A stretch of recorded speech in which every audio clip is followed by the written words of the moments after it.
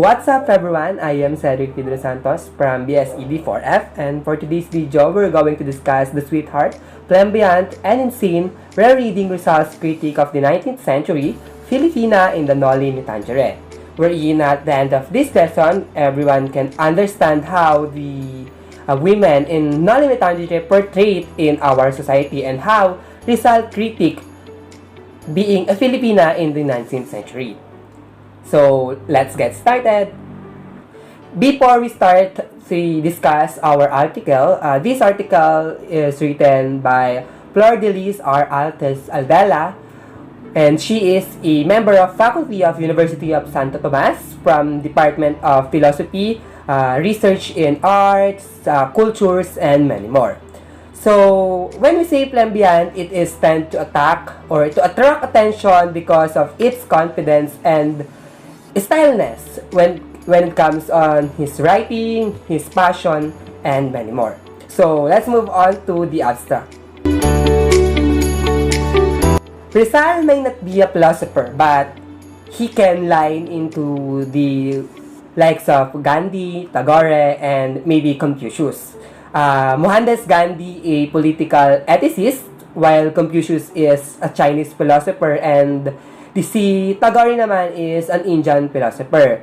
So, meaning to say, Rizal works is very important and really give an idea on what will happen because of its way of writing. In this article, it emphasized that Rizal want to show in social that the realization of the national community, what is happening around them, what is the biggest misconception about the female, their action, their role in the society. It says that Noli Me Tangere portrayed the Filipinos' struggle for an identity and role in the nation's building at the height of the resistance against the Spanish colonizers and the global clamor for enlightenment. From that statement, it's really easy to understand that what happened during that time is really not fair when it comes to the society from female and then male. There is a comparison, and then there is a something wrong about how female or women act as themselves. As we all know that there will be or there is a higher thinking or higher expectation when you are a man. Like for example, in works, the female will only stay at home while the man will be the one who will work for their family. The article emphasized three characters, which is Maria Clara, Doña Victorina de Espadaña, and then Sisa. And then later on, my group mates will discuss each of it so that you will understand the role of each character. So now let's move on to the India as a Filipina. So one of these influential biographers is Leon Maria Guerrero, who is called Rizal the first Filipino writer. So who is Guerrero? Guerrero is a former ambassador of Filipino to India, a novelist and a naturalist. So what is the critique of Rizal in the 14th century when it comes to a Filipina? So Rizal concept of a nation should be has a moral first. The second one is general recognition for all the women. The third one is the mutual rights and then the duties. Meaning to say, Rizal believes that all Filipinos or the women should have womanhood in order for them to have a conservatism and empowerment according to their gender. Also, it tackles that Rizal is the first native Indio who proclaimed himself as a Filipino. As he mentioned, Filipino in his writings from poetry to the more straightforward works, such as the Successes and the Constitution of the La Liga Filipina. Rizal excluded no native Indio and did not discriminate any gender.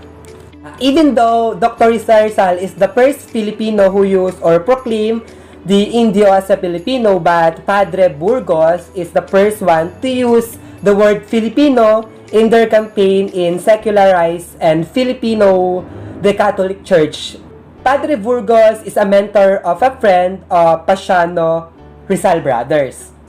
So, as what I said earlier in the article or the Noli Me Tangere, Rizal wants to have a fair treatment when it comes to gender. And from the article, we can see that there is no discrimination at all that Rizal emphasizes in his willingness for the society. So now let's move on to the rereading beyond Rizal on the 3 images of a female of Noli Me Tangere. So what can we portray in the Noli Me Tangere, especially from the female images or the character?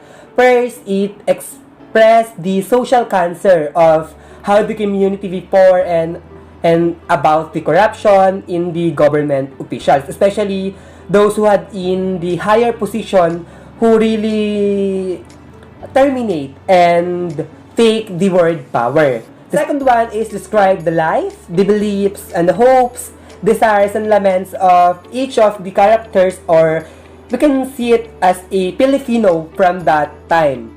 And then the last one is reflect on our culture, especially the female showcasing the importance of the role of, or what should be the role of a Filipino. So what is the conclusion? As we all know that women have their own roles in our society, but have different actions, attitude, beliefs, and views. And as what Maria Clara portraying in the Noli Me Tangere, we cannot end our life just because of love. And being a Maria Clara doesn't need to be a simple, but we need to have a power so that we can express our feelings and our views. When it comes to Narcisa, and being a mother is not easy at all. So we need to honor that kind of hard work on how they live and how they sacrifice to each of everyone. And lastly, let's not be arrogant like Doña Victorina, because there's no good destination for our lives if we follow that kind of mentality. Meaning to say, we need to know what is right and wrong so that we cannot affect our surrounding. To dig deeper our topic to each character, my groupmate will discuss each of it. Isang tugpalang araw sa ating lahat. Ako si Ricangi Linaw at ngayon ay tatalakayin natin kung sino nga ba talaga si Maria Clara, ang tinatawag na The Sweetheart. Si Maria Clara ay alusyon ni Leonor Rivera. Si Leonor Rivera ay isa sa naging inspirasyon ni Rizal upang na isulat rin ang Noli Me Tangere, at si Maria Clara ang isa rin sa ginamit niya upang maging representasyon ni Leonor Rivera. Sino nga ba si Leonor Rivera? Si Leonor Rivera ay taga Kamiling Tarlac.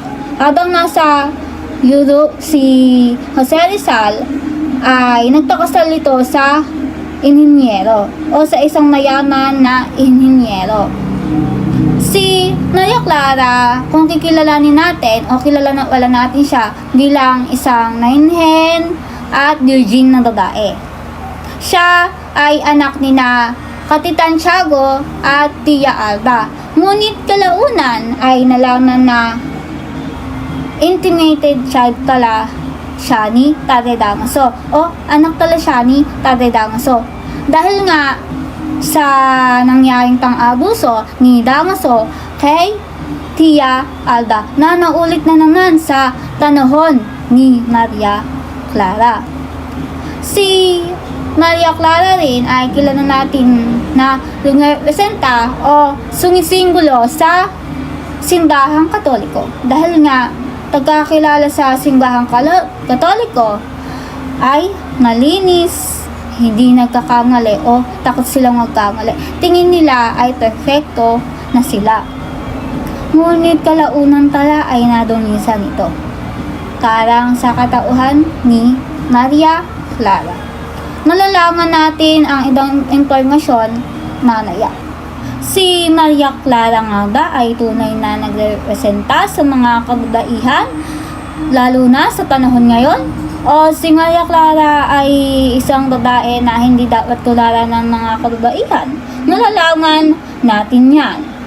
Si Maria Clara tala ay isa rin reliyosong babae. Kung matatansin natin, lagi siyang may cross dito, tapos lagi siyang nakasuot ng ate. Yun pala yung simbolo ng pagiging relisyoso at kinakatawan niya yung simbahang Katoliko. Hindi katulad sa mga ibang mga kagugaihan ngayon, hindi hira na lang sa atin yung pagiging relisyoso dahil may kanya-kanya na nga tayong gantanin sa buhay. Di lang nanay, bilang estudyante, di lang asawa, bilang kasintahan din, at nalawa tayong ginagawa. Ngunit, hindi naman ibig sabihin na hindi tayo relisyosong tao, nakakalimutan tayo sa Diyos. Nandun pa rin yung pananampalataya natin sa Diyos. Kahit na marami tayong kasalanan, andun pa rin tayo lumalapit sa Kanya.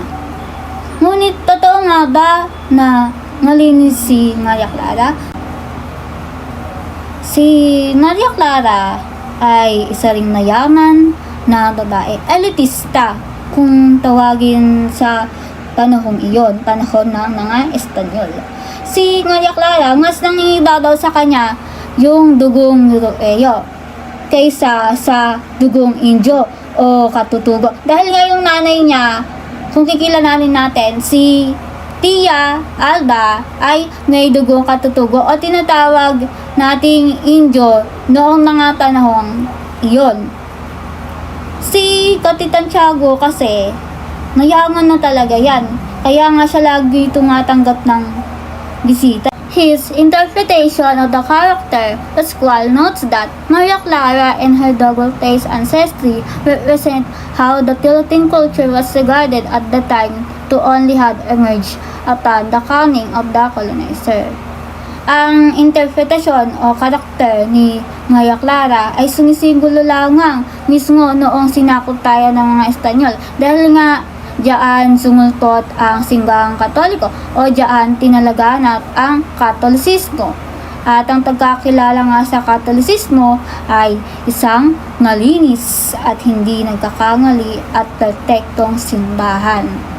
Ngunit totoo nga ba yun?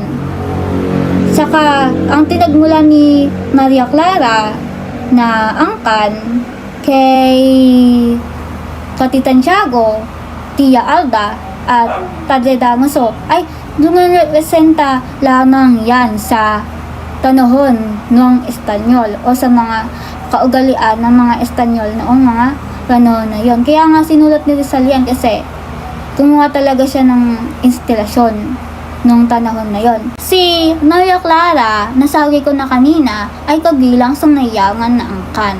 Ngunit nitaglaki siyang kadaitan at kabutihan at kagabaang loob at malambot ang kanyang puso. Siya ay kaibigan ng mga dalagang katulad niya o malapit rin ang kanyang loob sa mga kadalagahan. Ganon rin sa mga katandaan, maaalalahin siya lalo na sa mga matatandang nakakasalubong niya na siguro may sakit man o wala. Ngunit may kulang tala sa kanyang katauhan kahit na nakadiscover siya ng ganon. Dahil nga si Maria Clara ay naimpluwensyahan o nadidiktahan lamang ng mga taong nakapaligid sa kanya, wala siyang sariling desisyon, hindi niya nagagawa yung siguro kagustuhan niyang gawin. Katulad na lamang ng makapag-aral dahil nasa bahay lamang siya. Kilala natin si Maria Clara bilang mayaman, ngunit matatansin natin bakit hindi siya nakapag-aral sa mga matataas o kilalang universidad.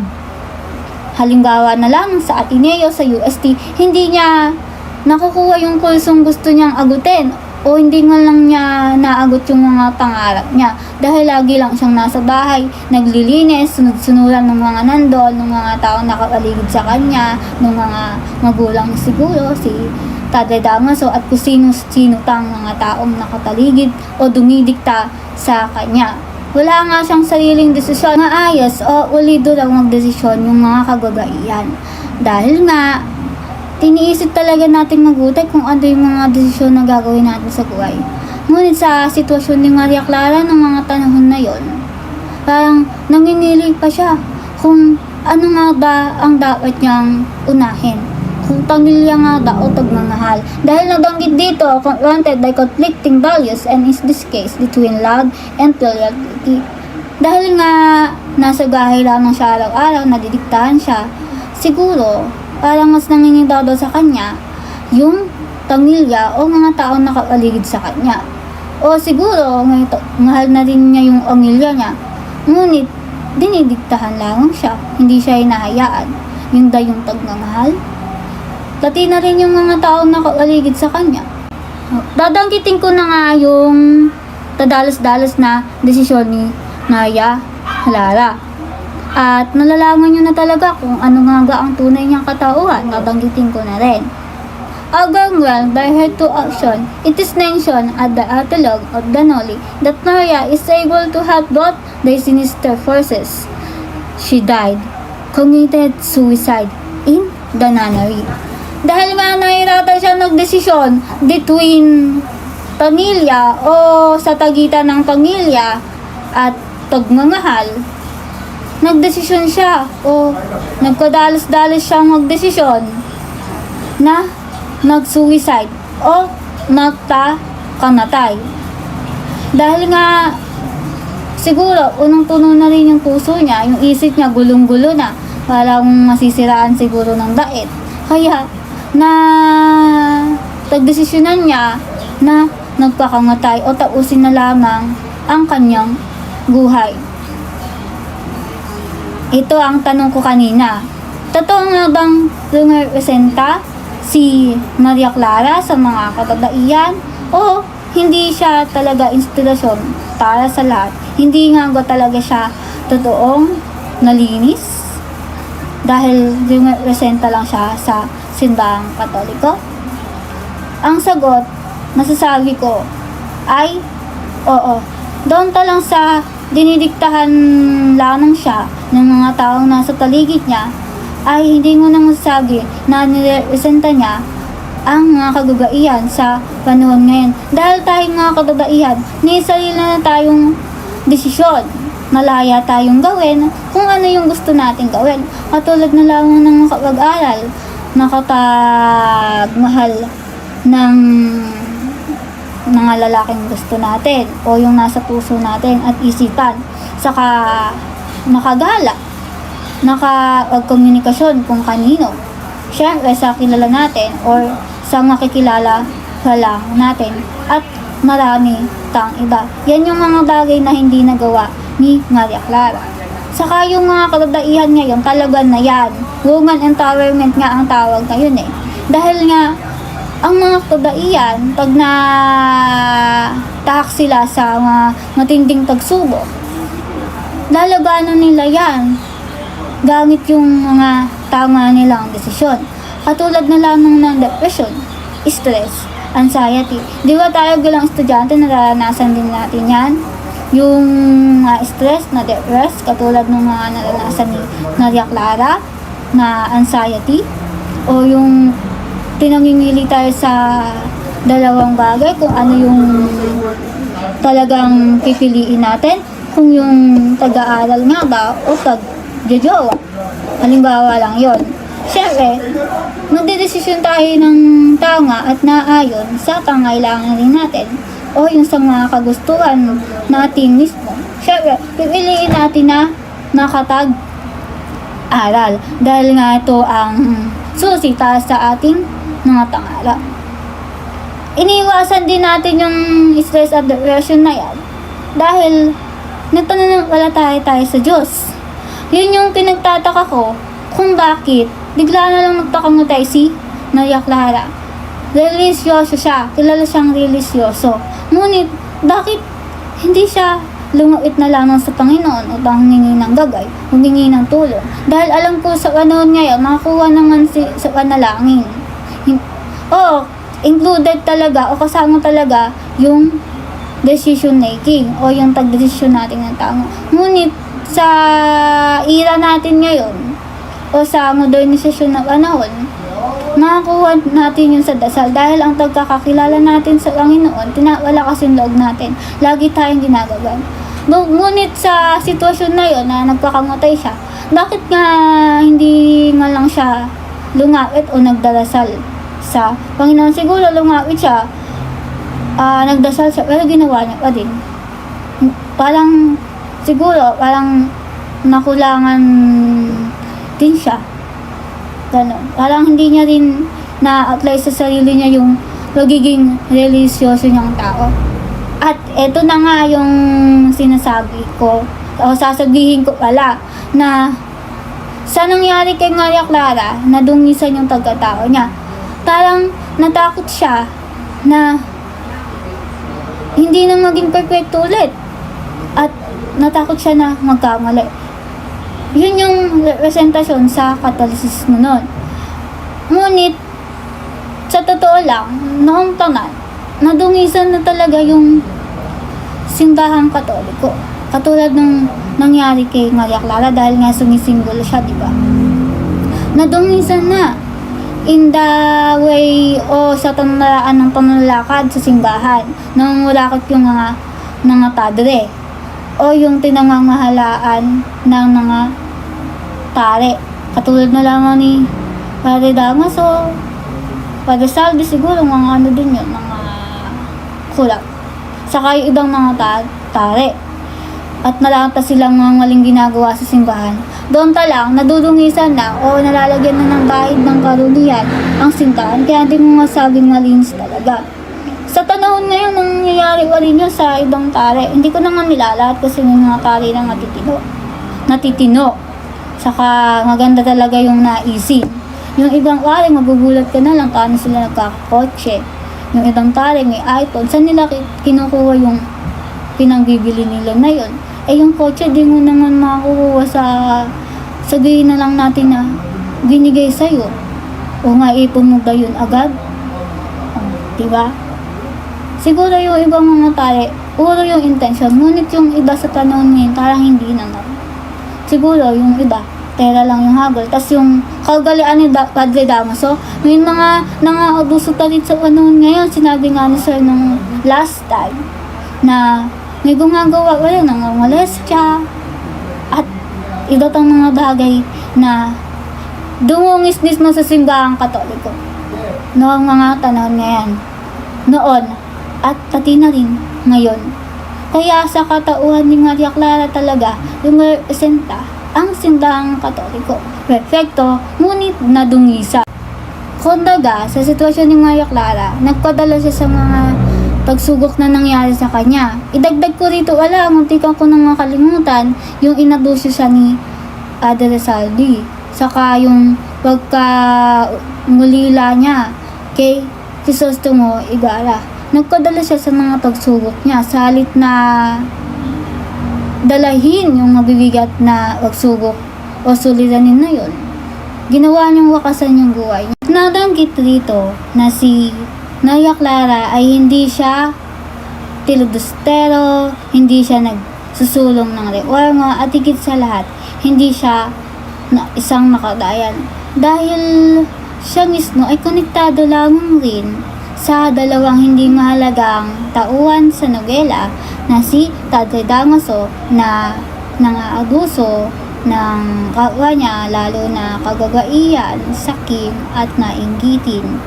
Tapos si Katitan Tiago na sunod-sunuran lamang sa mga tao na kapaligid sa kanya, isa na ron si Padre Damaso.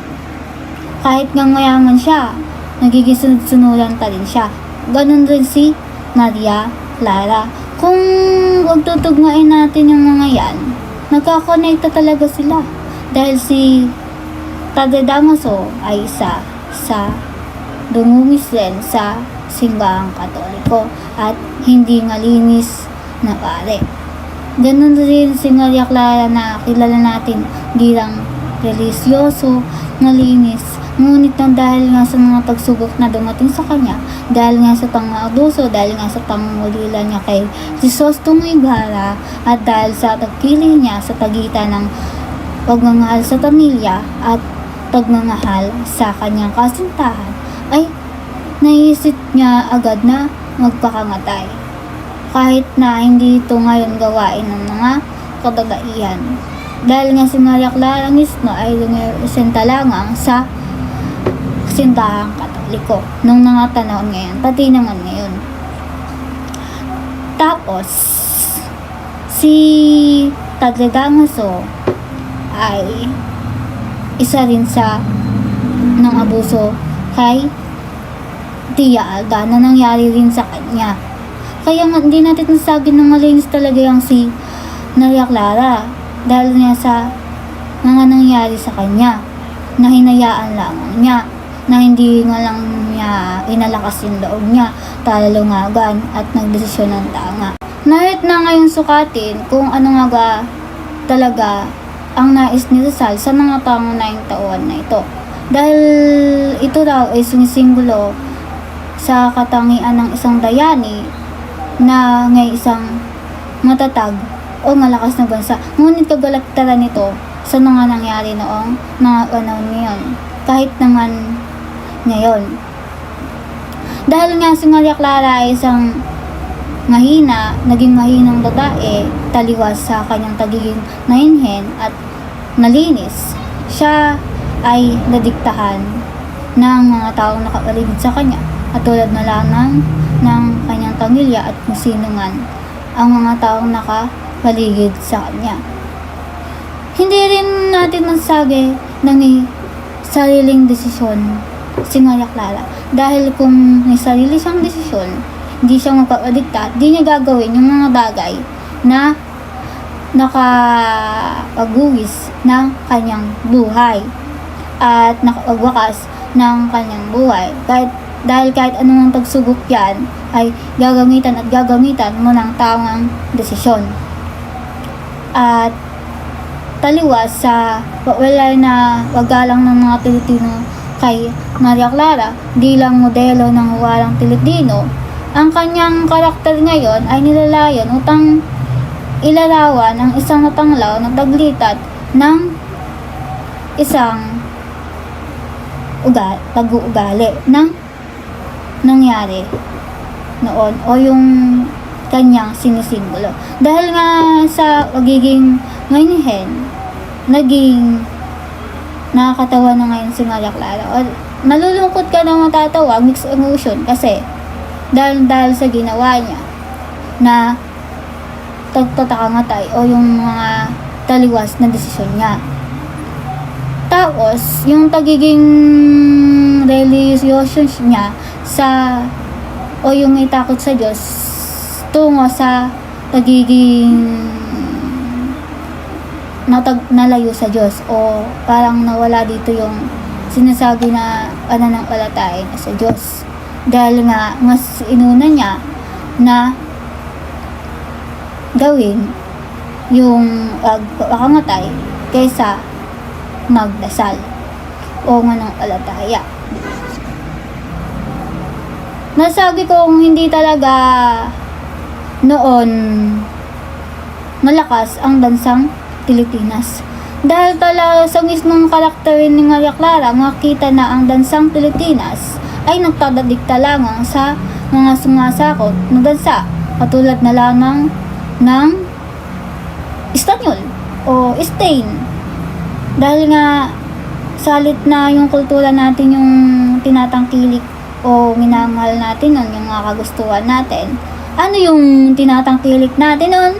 Yung mga kultura ng Espanyol, yung mga kagustuhan ng Espanyol, dahil nga na-influensyahan tayo, nadiktahan tayo. Kahit naman yun, dala-dala natin yung mga tradisyon na yun. O saan ba tayo, yung iba, ano gayo reliyon nyo? Hindi Katoliko, ano gayo ginagawa? Hindi ganun pa rin. Siguro na iba lang kasi yung mga ibang katarian, mabubuti na talaga. Mabuti yung hangarin. Mayroon namang hindi. O, tapos, dagdag mo tarito yung pagiging mahinang dansa natin. Bukod sa napagdikta o dinidiktahan lang si Maria Clara nun, parang pinangunahan siya ng kahinaan niya. Dahil nga, pinangunahan siya ng madalos-dalos na desisyon. Ganun rin yung bansa natin. Yung pag nakikipagtulungan tayo sa ibang bansa, yung Pangulo natin, parang minsan, hindi na angkop yung desisyon niya sa mga sinasabi niya. Kaya ang nangyari, nagkaroon ng gulo o ng hidwaan sa gansa sa gansa. Wala tayo sa globalization topic, pero isasama ko na rin. Tapos, yung ugali ng mga tao noon, panahon na yun, talagang halos nakuha talaga yung loob natin ng mga Espanyol. Kahit naman si Rizal, di ba? Sa halip nga na tangkilikin niya yung revolusyon, ano yung ginawa niya? Nasulong siya ng reforma dahil ang gusto niya, edukasyon. Eto ano naman yung mga taong mahirap lamang, yung mga nasa mabagang antas. Salit na mag-agree siya sa revolusyon, ang ginawa niya, reforma. Di ba? Tapos, gumawa pa siya nung libro na hindi naman naintindihan ng karamihan, no? Lalo na yung mga Indios. Kasi, para sa mga nag-aaral lang yun, saka para sa mga taong matatalino, nakakag-aaral sa paaralan. Katulad na lamang nilang Bonifacio. Ngunit si Bonifacio kasi, kahit paano, natulungan niya nung kaibigan niya. Hindi lahat ng tao ay perfecto. Minsan kailangan natin tanggapin na nagkakamali rin tayo. At huwag nating isitin na light is perfect dahil natural lang na magkamali. Ang kailangan lang natin ay itama ang mga ito at magdesisyon at magplano tayo ng tama sa ating buhay. Tsaka huwag tayong magpapadikta kung kanino lang, no? Dahil ni sarili tayong puso at lalo na ang isipan. Piliin natin kung ano talaga yung lalaman ng puso natin, kung ano talaga yung gusto natin sa buhay, kung ano talaga yung mga gusto nating maranasan. Saka kahit na nakakasama natin yung mga magulang natin, hayaan o itadangan mo nyo sa kanila na may sarili na kayong desisyon kasi nasa adulthood na tayo. Katulad na lang ng pagpili ng kurso, pagpili ng minamahal dahil noon nga dinidiktahan pa tayo ng mga magulang natin kung ano yung kursong gusto natin, tapos kung sino yung mamahalin natin dahil nasa pusit-isip ang rin natin yan. At hindi naman masamang maging mainhin at mabuti ang kalooban. Sana hanggang wakas kahit na anggunan ka man ng mga pagsugok, andyan pa rin yung pagiging mabuti ng iyong kalooban, yung your intention na tinatawag. Huwag kang pangunahan ng takot, ng pangamba, ng depression, ng anxiety, ng stress. Labanan mo yan, te. Tadai tayo. Hindi tayo gusto-gusto nagpapatalo lang. At ang mahalaga ay natuto tayo sa mga pagkakamali natin sa buhay, sa mga naranasan natin sa buhay. At ito lang po ang nais kong idagdag.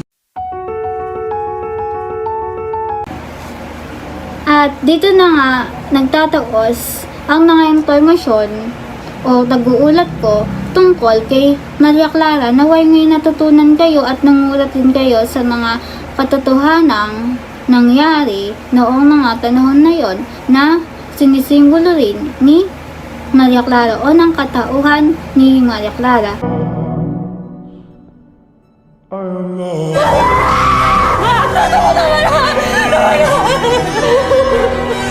Papadaruay ko. Hindi ako daruay. Bungay na akong gawin. Hindi sasa!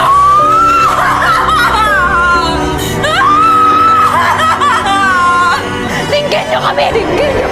Pero Erasyon, Hipokrata, Ensenya na bundan! Sumpain nawa tayong lahat ng Panginoon! Binipemo Supreme Todos! Tinrato na sa namarami pang wala kayong puso! Magsalita kayo!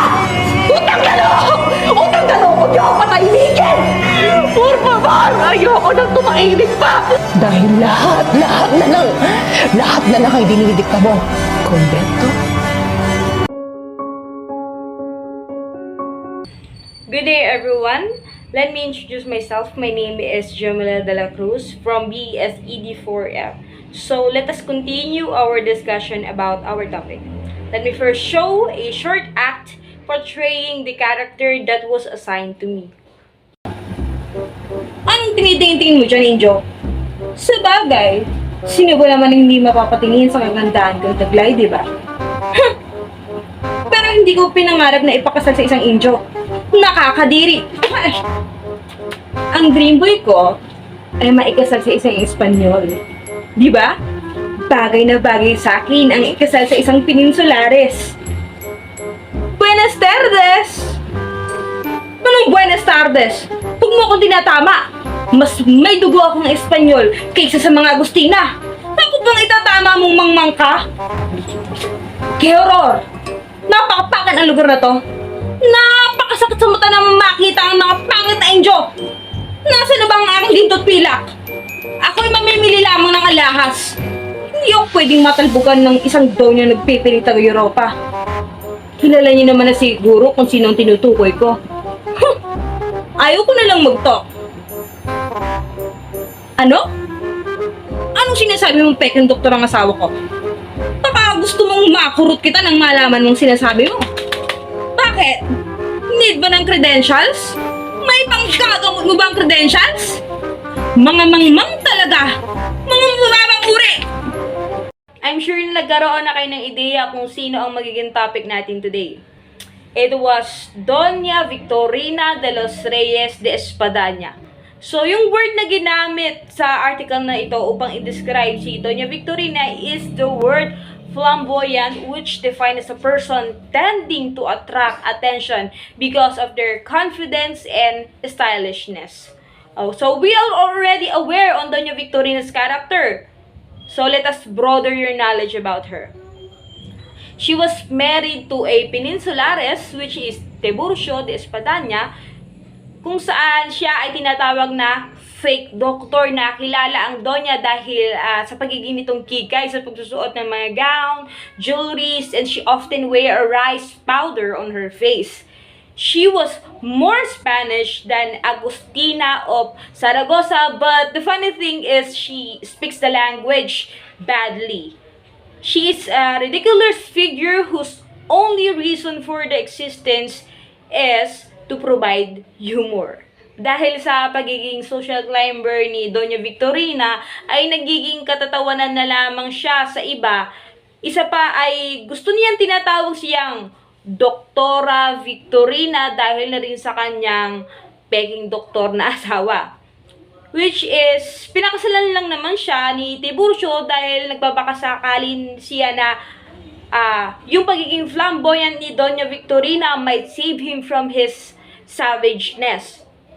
So in short, Doña Victorina was a reflection on how we think colonizer are more superior than us. Dahil sa pagiging dilulu ni Doña Victorina about marrying Peninsulares, thinking na mas magiging superior siya, she ate a crumbs thinking she's owning a whole bakery. Because Doña Victorina is very insecure, she tries to be somebody else but ended up becoming nobody. So my personal insight about this character was, if a woman was very trying hard to change herself just to fit on society, magmumukha lamang siyang katatawanan. Dahil sa nabulag siya ng salitang superiority, nagkamali siya ng pinili. Isang kalbo, mahirap at nagpapanggap na doktor ang kanyang napili. It is very sad to see a character na until now is present in our society. So now, moving on to the next character, here's Ma'am J. Ramos to share her insights about her topic. Thank you very much. Magandang buhay, Bised 4F! Ngayon ay dadako naman tayo sa ikatlong karakter na babae sa Noli Me Tangere. Ito nga ang tinatawag na The Insane. At ito ay kilala nating si Sisa. Crispin? Basilio? Nasaan kayo mga anak ko? Crispin! Basilio! Narito na ang ina ninyo. Nasaan kayo? Halika't magdasal tayo. Oo. Ipagdasal natin ng mga anak ko. Si Crispin? Si Basilio?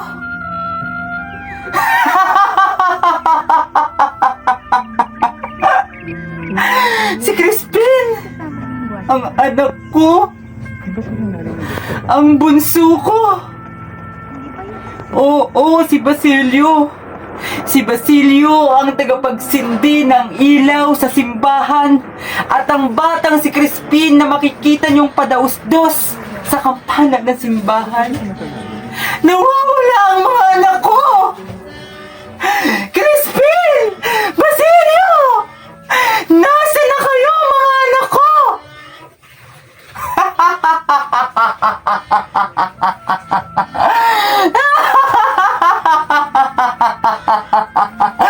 Nawawala ang mga anak ko!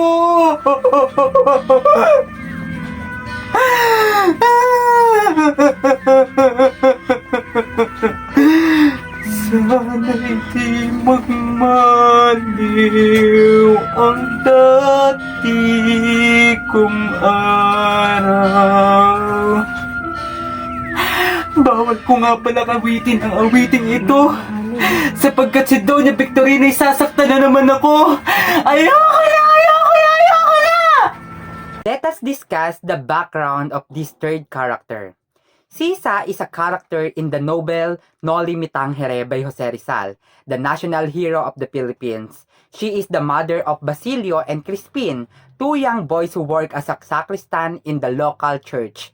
Sisa represents the suffering and oppression of the Filipino people under the Spanish colonial rule.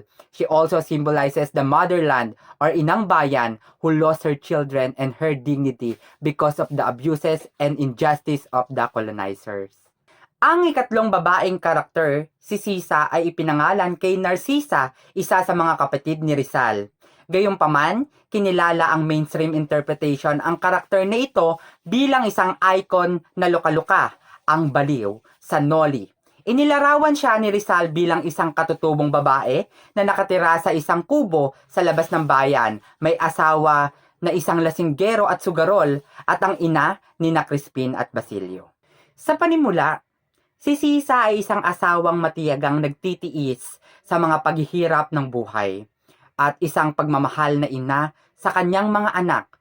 Ang pag-ibig na ito sa kanyang mga anak, gayunpaman ay hindi nangangahulugan na siya ay isa ring mabuting ina. Bakit? Dahil ang kanyang mga pagdurusa ay nagtulak sa kanya sa kabaliwan at kamatayan. Para kay Hornedo, si Sisa ay kabilang sa paligid ng lipunan at ang kanyang kawalan ng kakayahan na unawain ng buong diskurso ng lipunang kanyang kinabibilangan ay nagdulot sa kanyang kabaliwan. Si Sisa ay mukha ng mga tahimik na biktima ng pang-aapi at ng mga kababaihan na masyadong ignorante at mahina para mabuhay. Katulad ni Maria Clara na naging kalahating baliw din sa dulo ng nobela, mas may puso si Sisa kaysa utak.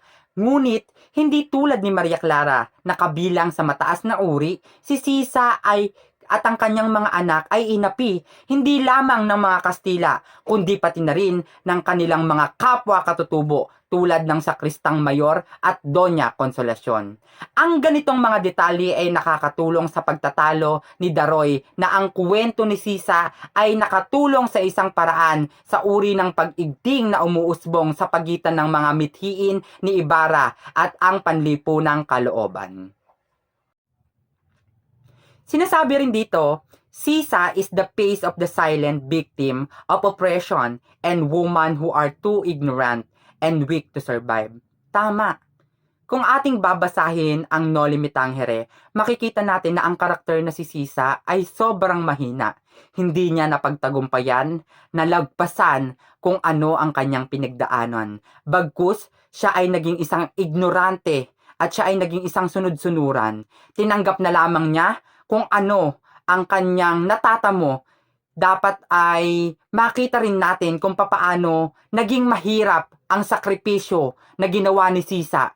Dahil dito natin maipapakita na si Sisa pala ay isa sa pinaka-sumisimbolo sa mga kababaihan sa panahon ngayon na kung saan sila mismo ay hindi nila mapagtagumpayan kung papaano nila haharapin at tatapusin ang problema.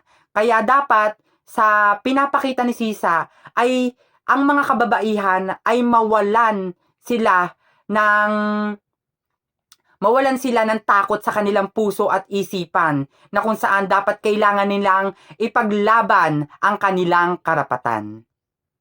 At maipapakita nga rin dito, si Sa, in fact, is both self-pacing and courageous.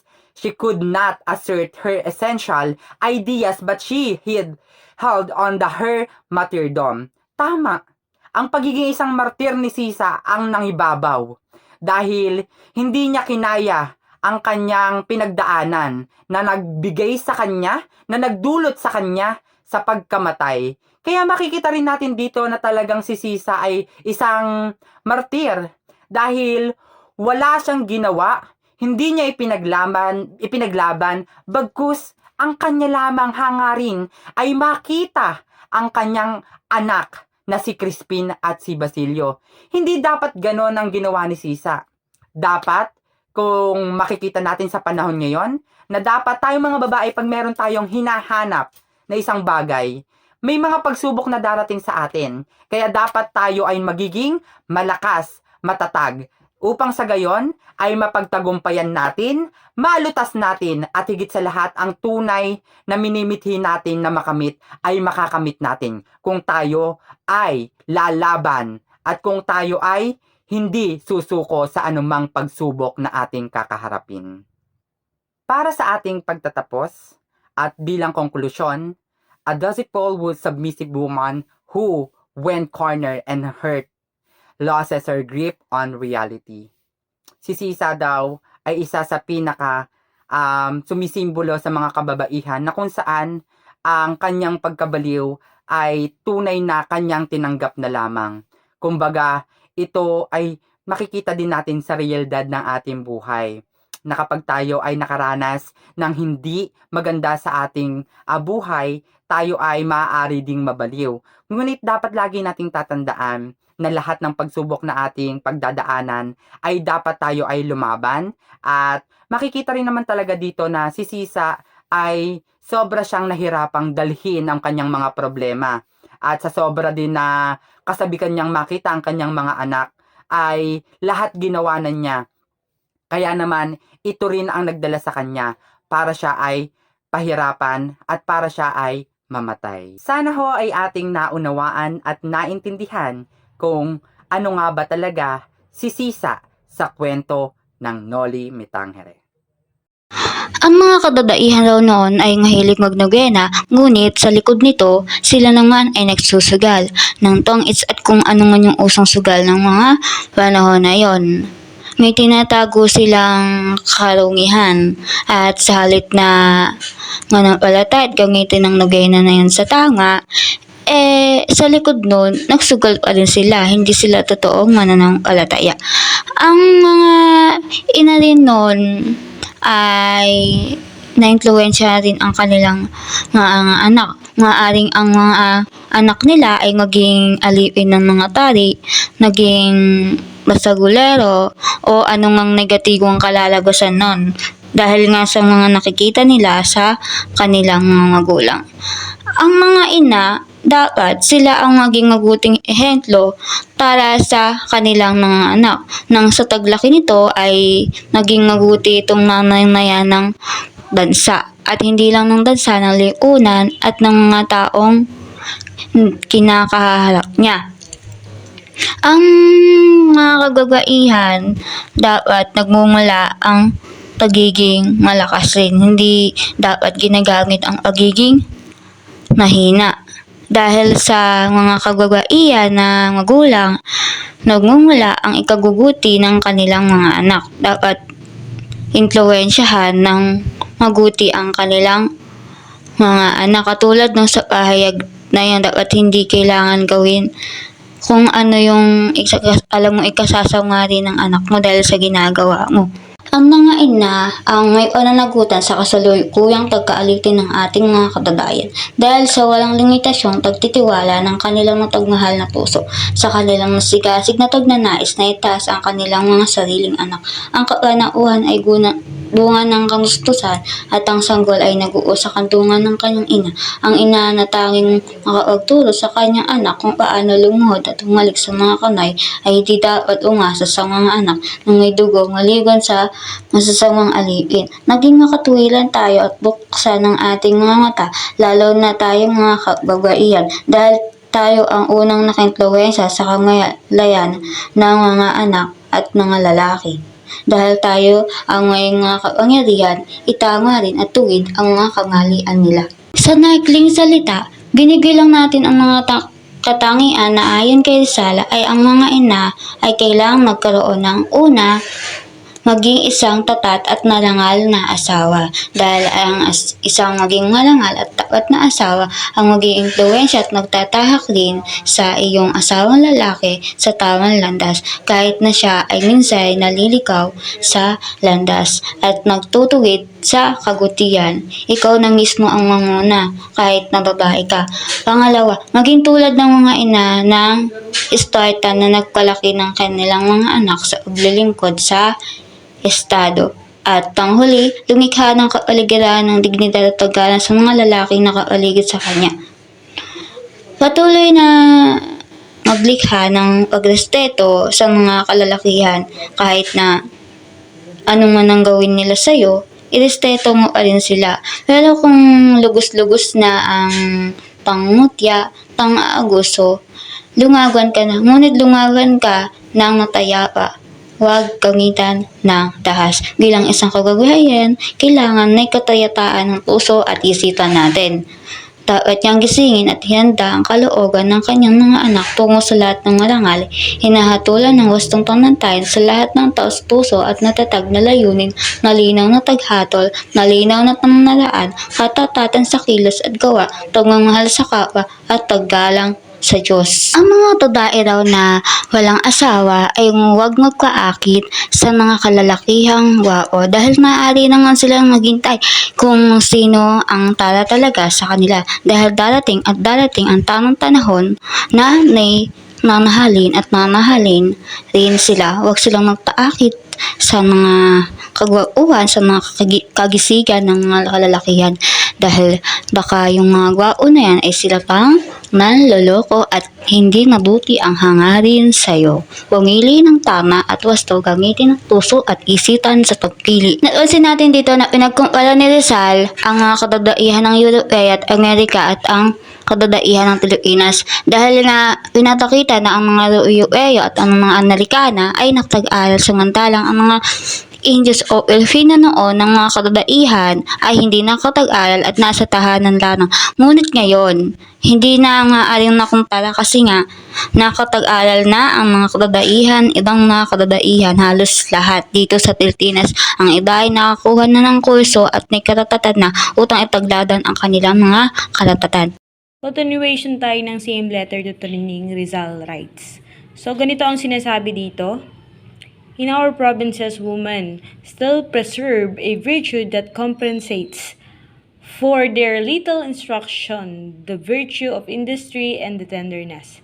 In no woman in Europe have I found the latter virtue in such a high degree as among the women there. If these qualities that are nature, or that the nature gives to the woman, they were exalted by the intellectual qualities, as it happens in Europe, the Filipino family has nothing to envy to the Europeans. So yung nais iparating ni Rizal dito sa letter na ito is Filipina has nothing to envy about the colonizers or European colonizers if she has the capability to enlighten herself about many things here in our society. Dagdag pa ni Rizal na the power and the good judgment of the woman of the Philippines are well known, and it is because of this that she has been hoodwinked and tied and rendered pusillanimous, and now her enslavers rest at ease, so long as they can keep the Filipina mother a slave, so long will they be able to make slaves of her children. So, ang ibig sabihin ng part na ito ay ang mga Pilipina ay mayroong sariling capacity, mga kakayanan para sa kanilang mga sarili. Ngunit dahil hinahayaan nila na makontrol sila ng mga colonizers that time, ay napipigilan ang kanilang paglago. Sinabi dito sa dulo na kung ang magulang o ang ina ay nag-suffer o hinayaan ng sarili na mag-suffer or ma-enslave, ganun din ang mararanasan ng kanyang mga anak. So we conclude that those three characters, Maria Clara, Doña Victorina, and Sisa, have a negative characteristic that portraying in Noli Me Tangere. Maria Clara allowed herself to be controlled by the colonizers by stereotyping her role in the society. Doña Victorina was a victim of herself, her mentality, her negativeness. Nagpakontrol siya sa society dahil nais niyang mag-fit, which makes her a very negative character in the Noli Me Tangere. So lastly was Sisa. She is a middle-aged Filipina who suffers physically and emotionally from the trauma she experienced in her life.